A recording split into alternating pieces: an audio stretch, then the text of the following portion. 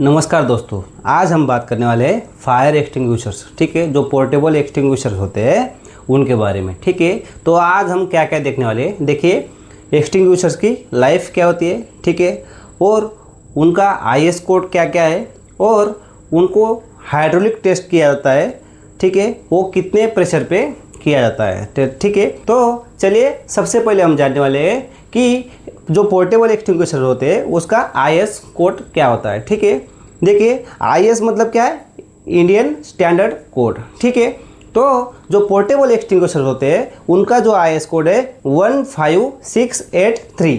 ठीक है, जितने भी पोर्टेबल एक्सटिंग्विशर्स है उनका एक कॉमन IS कोड होता है। ठीक है, और इंडिविजुअल, ठीक है, जैसे वाटर हो गया, फॉर्म हो गया, ठीक है, और CO2 हो गया, DCP हो गया, इनके इंडिविजुअल भी एक IS कोड है, वो भी हम देख लेते हैं। ठीक है, देखिए जो वाटर टाइप जो एक्सटिंग्विशर है दोस्तों, उसका इंडिविजुअल अगर किसी को पूछा गया तो 13849। ठीक है, एक फॉर्म है, ठीक है, फॉर्म टाइप जो एक्सटिंग्विशर होता है दोस्तों, उसका जो इंडिविजुअल IS कोड है वो है 933। ठीक है, जो CO2 का जो IS कोड है दोस्तों 2878। ठीक है, और DCP मतलब ड्राई केमिकल पाउडर, इसका जो IS कोड होता है दोस्तों 2171। ठीक है, ये तो हमने देख लिया IS कोड। तो दोस्तों इसका लाइफ कितना होता है इसके बारे में भी हम जानने वाले हैं। ठीक है, देखिए वाटर टाइप, फॉर्म टाइप और DCP एक्सटिंग्विशर, ठीक है, इनका जो लाइफ होता है दोस्तों वो 10 साल तक होता है। ठीक है,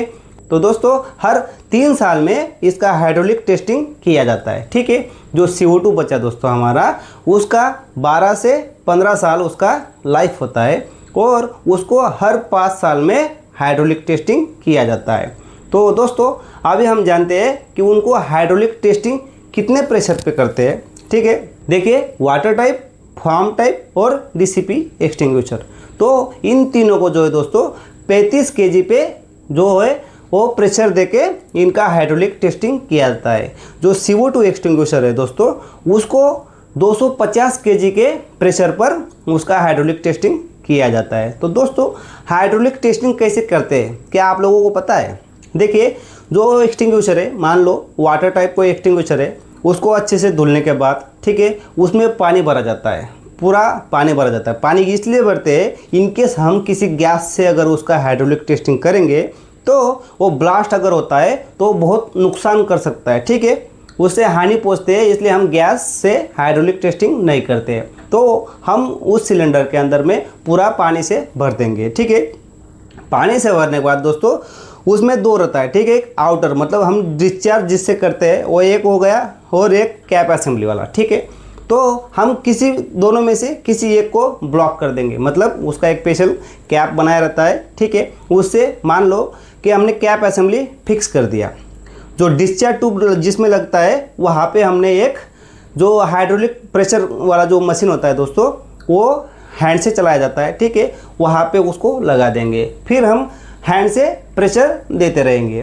प्रेशर हम 35 kg तक देते हैं, और मैनुअली हम जो प्लांट पे या अपने फायर स्टेशन लेवल पे अगर उसका टेस्टिंग करते हैं तो लगभग 30 kg देते हैं। ठीक है, तो मान लो कि ब्लास्टिंग नहीं होता है, तो उसको 30 kg तक प्रेशर देने के बाद 1 से लेके 3 मिनट तक हमको रुकना है। ठीक है, अगर वो सक्सेस होता है, ब्लास्ट नहीं होता है, तो एक्सटिंग्विशर हम अगले कुछ सालों तक उसको यूज़ कर सकते हैं। इन केस आपको लगता है कि हाइड्रोलिक टेस्टिंग फेल हो गया है तो कैसे होगा? क्या आपको लगता है ब्लास्ट होगा? दोस्तों ब्लास्ट नहीं होता है। ठीक है, उसके अंदर वाटर भरा हुआ है, तो जैसे ही वो लीकेज होना शुरू करता है, ठीक है, अगर जिस जगह पे कमज़ोर हो गया है एक्सटिंग्विशर, तो वहाँ पे एक छोटा सा छेद बन जाता है वो प्रेशर की वजह से, और पानी निकलना शुरू हो जाता है। तो वहाँ पे हम मार्किंग कर लेते हैं और उसको डैमेज करके उसके जगह पे एक नया एक्सटिंग्विशर डिप्लॉय कर देते हैं। ठीक है दोस्तों, सेम CO2 का भी है। ठीक है, लेकिन CO2 का हम प्लांट लेवल पे नहीं करते हैं, उसको कंपनी में हाइड्रोलिक टेस्टिंग के लिए और रिफिल करने के लिए उसको भेजा जाता है। ठीक है दोस्तों।